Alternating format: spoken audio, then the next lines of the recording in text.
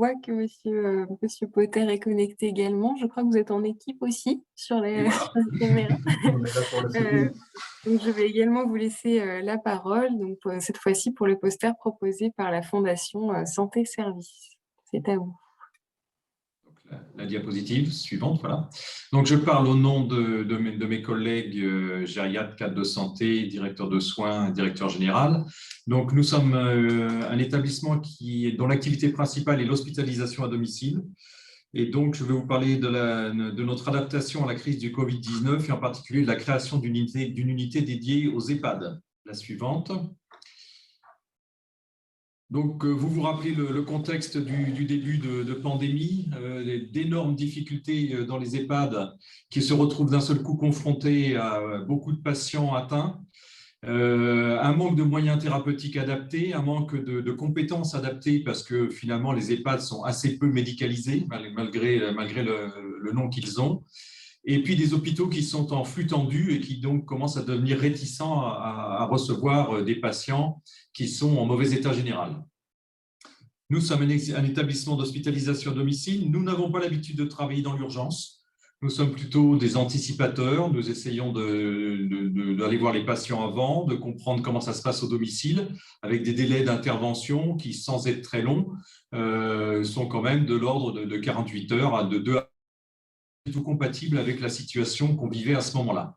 Donc, nous avons décidé de créer une unité dédiée Covid pour les EHPAD, avec un objectif d'intervenir très rapidement et de pouvoir prendre en charge beaucoup de résidents dans un même EHPAD en même temps. La suivante. Donc, qu'est-ce qu'il a fallu faire pour mettre ça en place? Il a fallu innover. D'abord, renoncer à un processus d'admission qui était très codifié, mais qui est finalement assez complexe. Ensuite, médicaliser les admissions, puisque les EHPAD n'avaient pas de compétences médicales suffisantes pour affronter la situation, à la fois quand il s'agissait de soins palliatifs ou d'oxygénothérapie. Ensuite, avoir des ressources, puisque nos propres infirmiers étaient déjà très occupés, puisqu'à cette époque-là, les hôpitaux cherchaient à vider leurs patients pour faire des lits Covid. Donc, nous avons essayé de recourir davantage aux professionnels libéraux de ville. Et puis, mettre en place une organisation dédiée avec une infirmière coordinatrice qui gère les admissions, une cadre de santé qui gère la planification des soins, des gériatres disponibles pour répondre aux médecins coordonnateurs des EHPAD ou aux infirmières coordinatrices des EHPAD, et une cadre de santé chargée des relations avec les infirmiers libéraux, puisqu'il fallait trouver très, très vite des gens disponibles pour travailler. La suivante. Donc, voilà le bilan quantitatif. La première vague, entre le 20 avril et le 23 juin, 104 patients admis. 22 patients ont été admis dans les 4 premiers jours et jusqu'à 21 patients dans un seul EHPAD. Et puis, vous vous rappelez qu'on a passé un assez bon été et que finalement, on pensait que les choses étaient réglées. Eh bien non, la deuxième vague a été pire.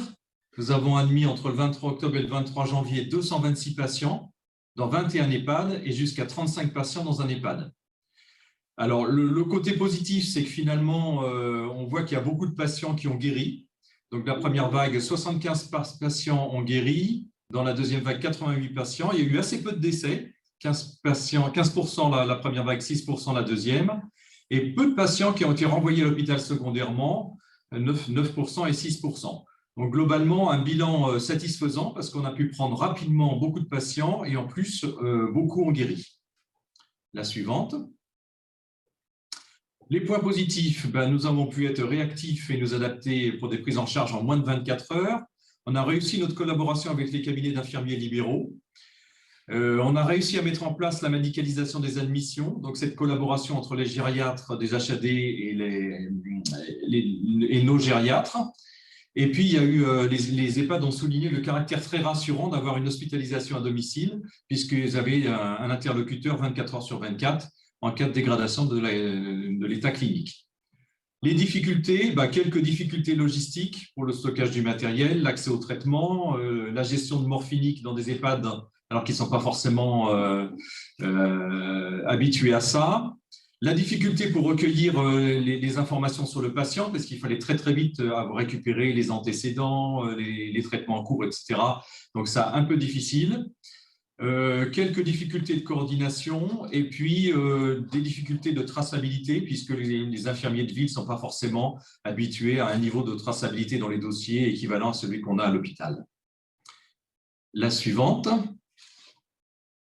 Alors, le projet donc a fonctionné sur les 2 vagues et puis il s'est éteint doucement. Je dirais qu'en mars, on n'a eu que 2 demandes d'admission.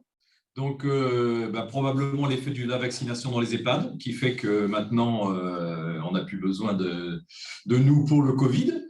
Par contre, nous avons pérennisé le projet pour le soutien aux EHPAD pour les autres pathologies. Donc, nous avons décidé de généraliser ce système pour toutes les prises en charge en EHPAD, donc avec une médicalisation, notre gériatre qui prend contact avec les personnels de l'EHPAD, le recours éventuel au personnel de ville quand c'est nécessaire.